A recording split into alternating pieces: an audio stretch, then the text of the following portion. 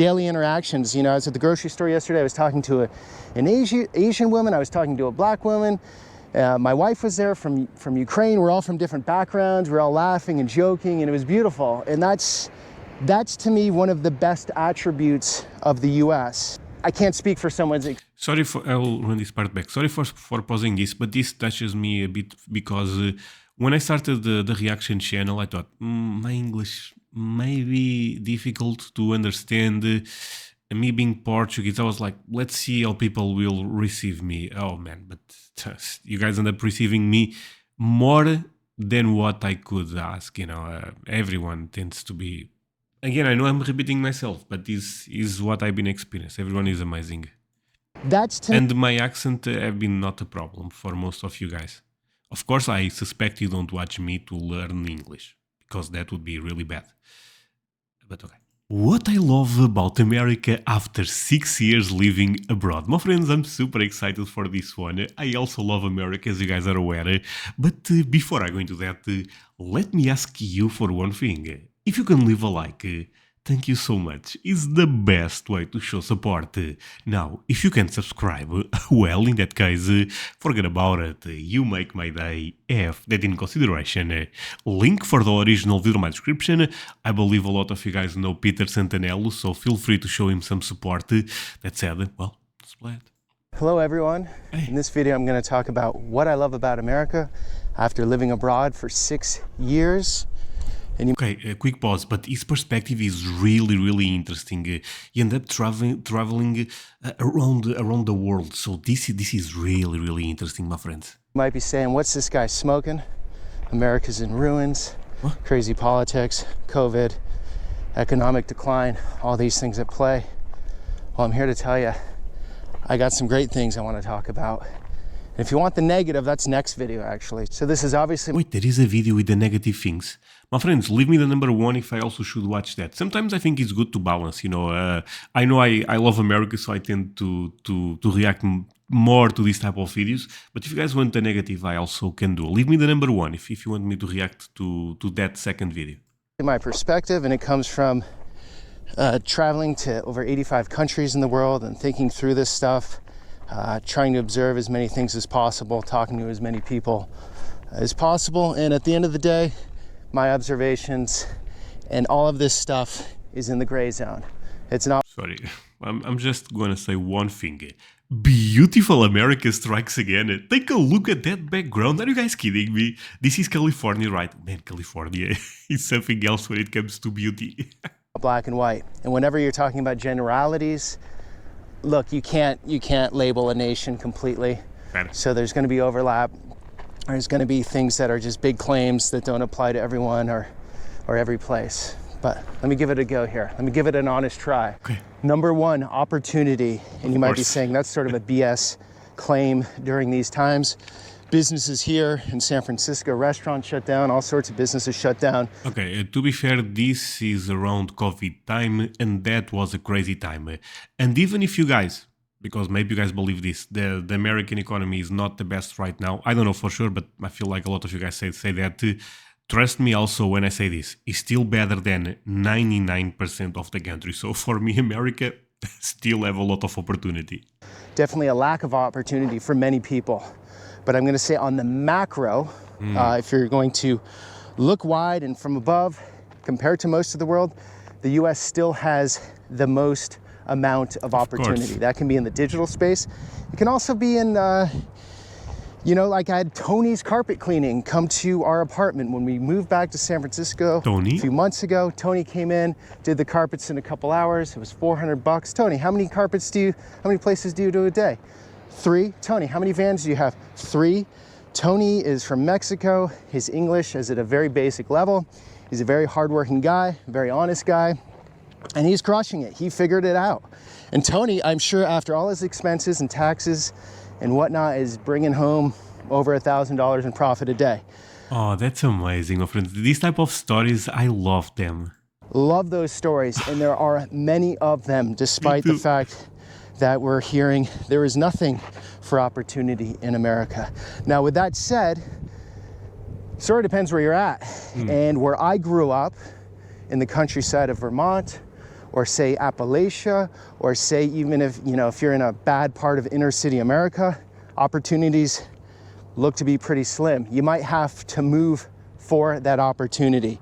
The good thing about America is there are probably hundreds of places you can move to for that opportunity, whereas in most countries in the world, it's the capital city or maybe This is true. the second city at best, and outside of that, there's not much going on. Not all countries. Here in Portugal, where you make a lot of money, of course there will be exceptions, but tends to be in Lisbon and Porto. The other cities, they don't pay as well. But I think America is giant, so this makes a lot of sense. And actually, my friends, can I get a like for America? Because so far I'm loving this video. I hope you guys also have fun with me reacting to this type of videos, because it's nothing new, but it's always good to see people with the Peter Santanello experience sharing this with us. Countries, but most. Number 2, America is one of the least racist countries I've been to. Of the 85 countries and the 4 I've lived in. I mean, anyone surprised with this? America, America has so much diversity. This is logic. Look, there's racism, unfortunately, in every corner of this planet. No place is immune to it. When I grew up in the States, it was much more racist than it is now. And when my parents grew up, wow, that's a completely different universe almost. Overall, despite what's going on this last year, despite all of the noise and being told that we're one of the most racist places, I honestly don't believe it. I don't buy it. Talk to people that have come here from other countries. Every Arab taxi or Uber driver I've talked to, everyone, and this is my experience, you'll have your own experiences, has said they would rather be in the States than Europe. Most of them went through that journey. They came from their country, from the Middle East, went to Europe, and then ended up here. A lot of them have. And a lot of them say they feel much less racism in the United States. Honestly, this surprises me zero, because, like I said, America is so diverse that people, have been interacting to other cultures for so many years. In Europe, certain countries are a bit different, so this does not surprise me at all, and I think that's amazing, by the way, again. United States. Try being in Afghan, in Iran, in Ethiopian, in Poland. It's a much different dynamic. Racism exists here, unfortunately. The goal is to get to none, to remove it. I mean, that would be the dream, right? That's what we'd all like, any non-racist person. But the best thing about America is all the different people here from all different backgrounds. It's just this stew of culture. And I've loved returning into that, just to get away from these somewhat homogeneous places to a place where everyone's here in volume. And look, during my... Okay, just a couple of things. So I take a look at my comment section, so feel free to leave me a comment. But I see a lot of Mexican American, African American, Asian American commenting there, and people are so nice to me, and all of you guys interact so well that, again, I know I kind of live in a bubble, don't get me wrong. Of course, real America could be a bit different, but it would surprise me, because I have Americans overall, forget if you are white, if you are black, Americans up there when it comes to great people. Daily interactions. I was at the grocery store yesterday. I was talking to an Asian woman. I was talking to a black woman. My wife was there from Ukraine. We're all from different backgrounds. We're all laughing and joking, and it was beautiful. And that's to me one of the best attributes of the U.S. I can't speak for someone's... I will run this part back. Sorry for pausing this, but this touches me a bit, because when I started the reaction channel, I thought, my English may be difficult to understand. Me being Portuguese, I was like, let's see how people will receive me. Oh man, but you guys end up receiving me more than what I could ask. Everyone tends to be... Again, I know I'm repeating myself, but this is what I've been experiencing. Everyone is amazing. And my accent have been not a problem for most of you guys. Of course, I suspect you don't watch me to learn English, because that would be really bad. But okay. One of the best attributes of the U.S. I can't speak for someone's experience, obviously. If someone had a racist experience, then that's their experience. But overall, in the macro, I would say here is one of the least racist and more inclusive places in the world. And those that say different, those that say the US is one of the most racist places, have not traveled much, or they've traveled a little and not opened their eyes or listened to what's really going on in a place or spent a fair amount of time. So I'm gonna call that one out. The US is one of the least racist places on the planet. We need to get it to a better place, but we're going in the right direction. Number 3 is it's an open and polite culture. Again, you might be saying, what are you smoking, man? Open and polite, what that means? Open, polite, I understand. Open, basically open to different ideas. I probably agree with this again.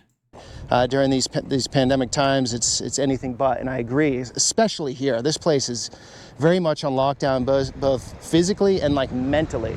I find people to be very standoffish, unfortunately. Like, we all have to go through this pandemic. Doesn't mean we have to be so cold to one another. And when I was in New York, it was, I'd say 100 times better. Anyways, better days ahead. But for the most part, America, you know, you're going into a store, you keep the door open for the person behind you. You say thank you, you say please. It's not like that everywhere. I find it, maybe it's superficial. Maybe you can call it superficial. No, it's not. But actually that politeness, I enjoy. I started to... Oh man, sorry my friends, I have to pause it because I also have to share with my Russian English some nice words to you guys, because I think it's more than fair. Look, so far I'm loving this video. There is a lot of things I love about America and I cannot wait to visit your country.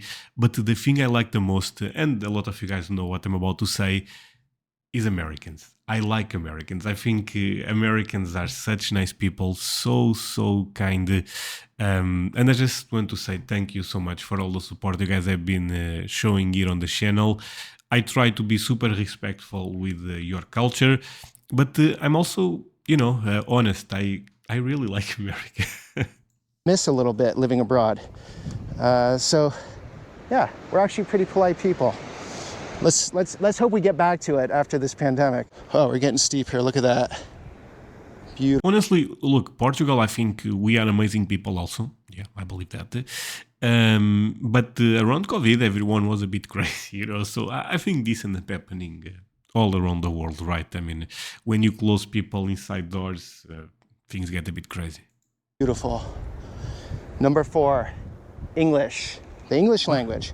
I'm not saying it's the best language, but I'm saying it is the world's language. And if you grew up here and you were just pretty much given it, because, you know, as a kid, if you grow up in a language, you don't really have to do anything. It's basically oh my God, osmosis.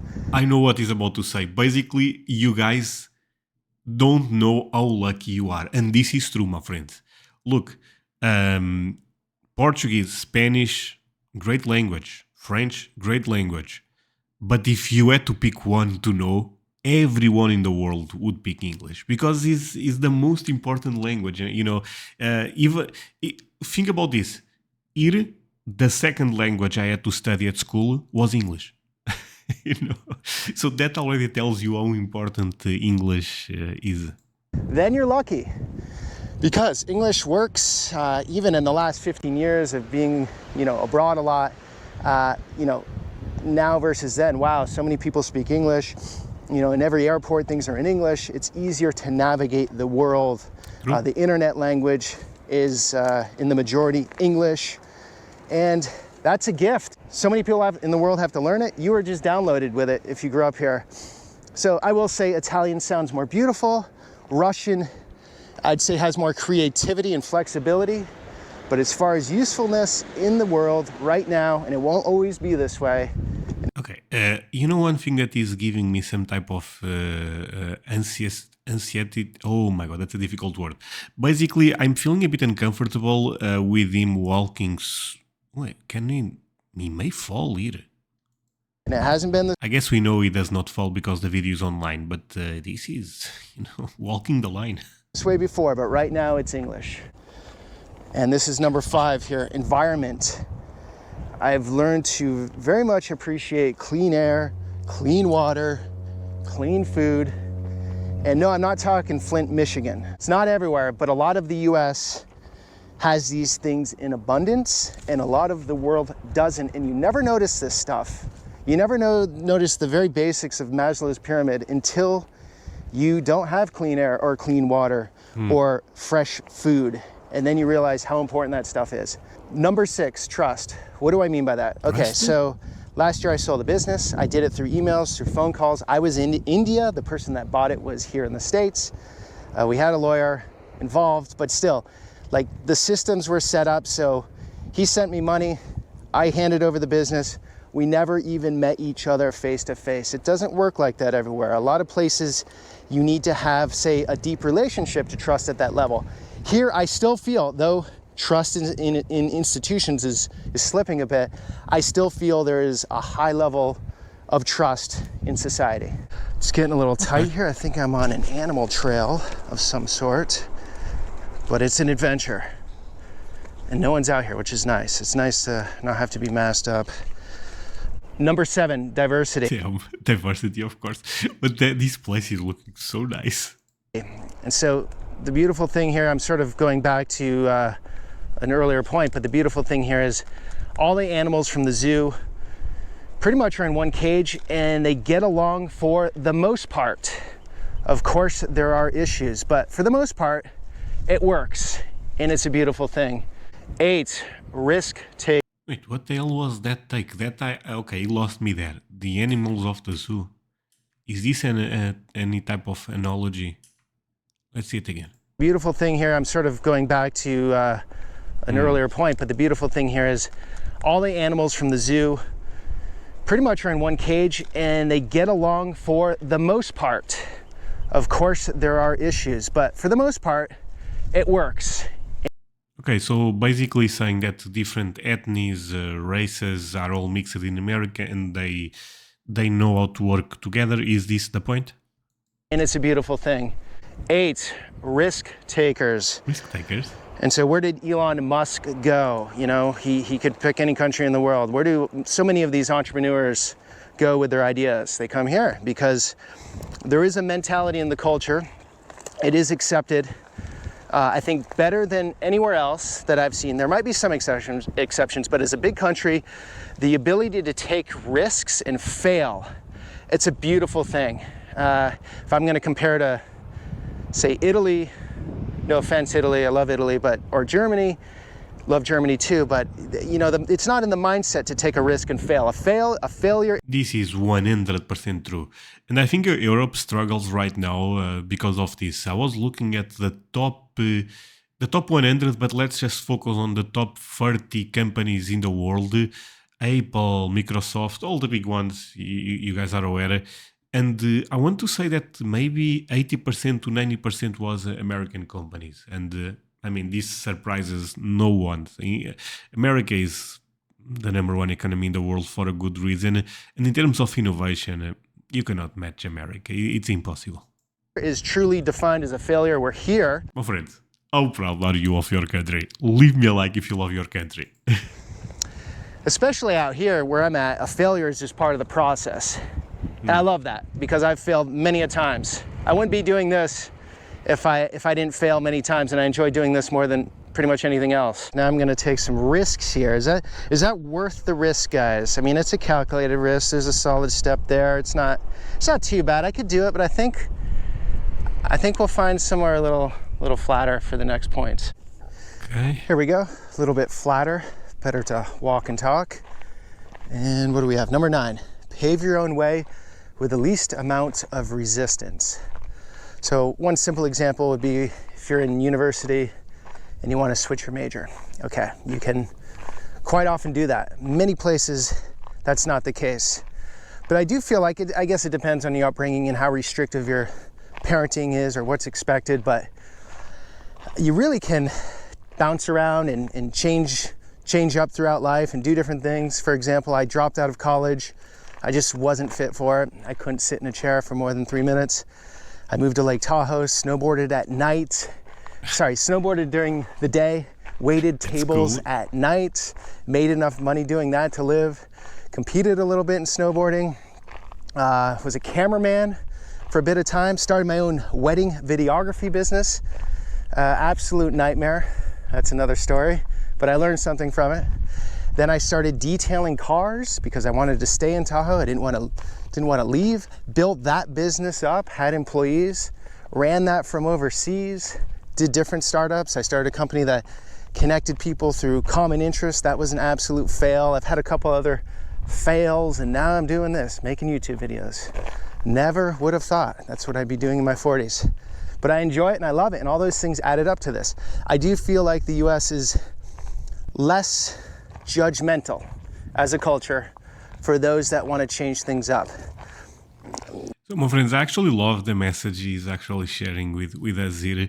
I don't believe, this may sound weird, in failures, you failing. I don't believe in that. I think, honestly, everything is worth to try if you believe in that thing, And I know this almost sounds like those type of online gurus that say that you never fail if you never quit or something. But I honestly kind of feel like that's true. People are going to judge, obviously, no matter what. And obviously, a certain degree or position is going to be the benchmark, how someone rates you.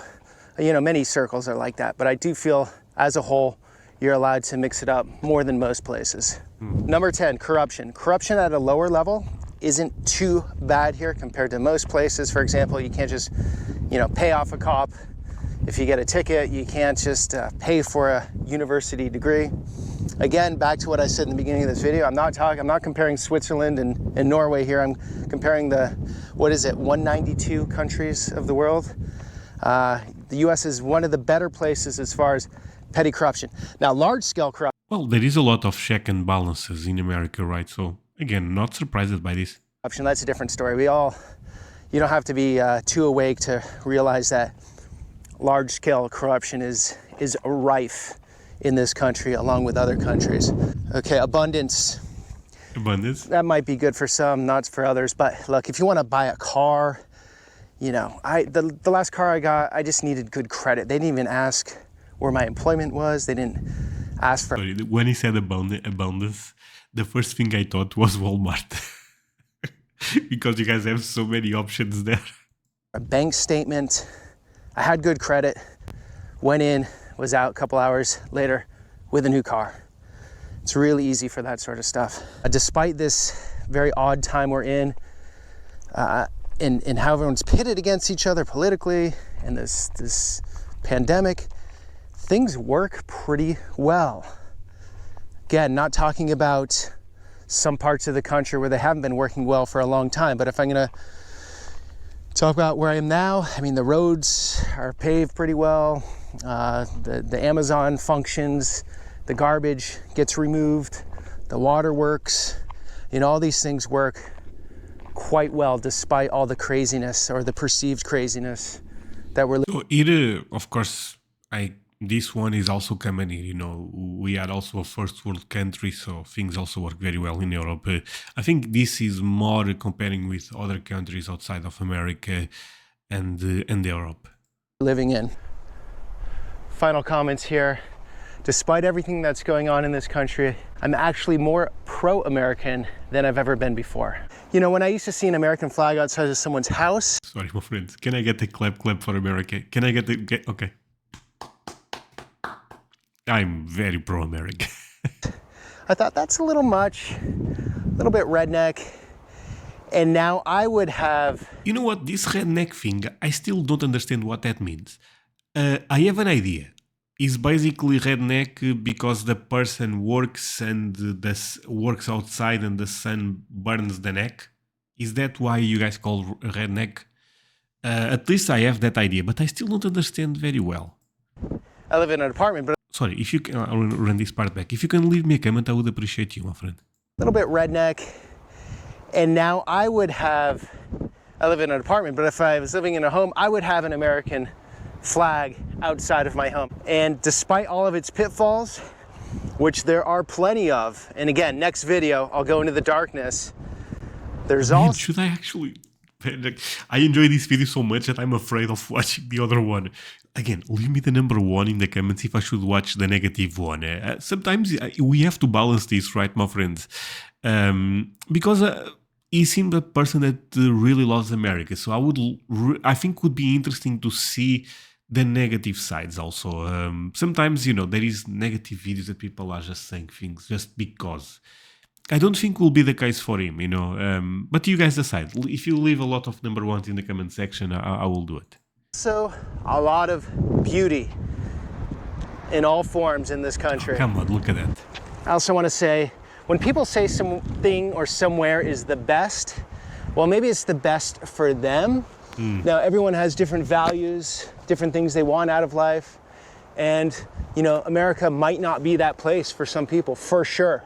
Totally get that. No, of course. Makes sense. But from my time outside of this country, basically it allows you to be a spectator. It allows you to see it from the stands, looking in at the game. You get a different perspective of the activity, let's say. And you can decide, if you like the play on the field or not. Okay, cheesy example. But the point is, it's a different perspective. It's like if you've never worn dress shoes and only worn running shoes in your life, then you don't know what shoes feel like. You don't know what different shoes feel like. So that's what it's like when you're outside of what you know. All right, guys, coming up at the end, beautiful lookout point, old military bunkers. There's a lot of missiles, missile silos in these hills.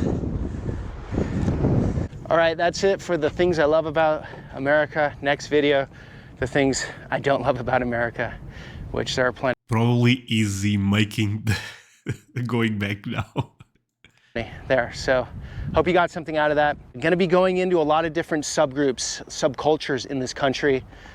I was just with the Hasidic Jews. I want to go in with the Native Americans, all different corners of this culture, because what I've also realized is I know very little about my own country. Most Americans know not so much about America, and most foreigners know pretty much nothing about America. New York, LA, Chicago, the basics, but really getting into it, that's my mission. I want to get into Appalachia. I want to get into inner city America, hit it from all angles. So, my friends, if you are not aware, I reacted to him visiting Appalachia, and it's one of my favorite reactions here. It was a great time, and Appalachia is so beautiful. He also ended up showing people struggling there and stuff like that. But I thought it was a great video by Peter Santanello, and I really enjoyed that reaction. Just search that on my YouTube and you'll find it. That's the story, guys, for today. If you want to support this channel, I have a Patreon page down below. Thanks so much for coming along. Until the next one. Thank you, my friend. And we end with beautiful America. I guess, again, if you want me to see this one, the negative about the United States, just leave me the number one. But that's it for today. This was quite amazing. I mean, America is a great country, no matter what people try to tell you. And yeah, see you guys in the next one. Bye, my friends.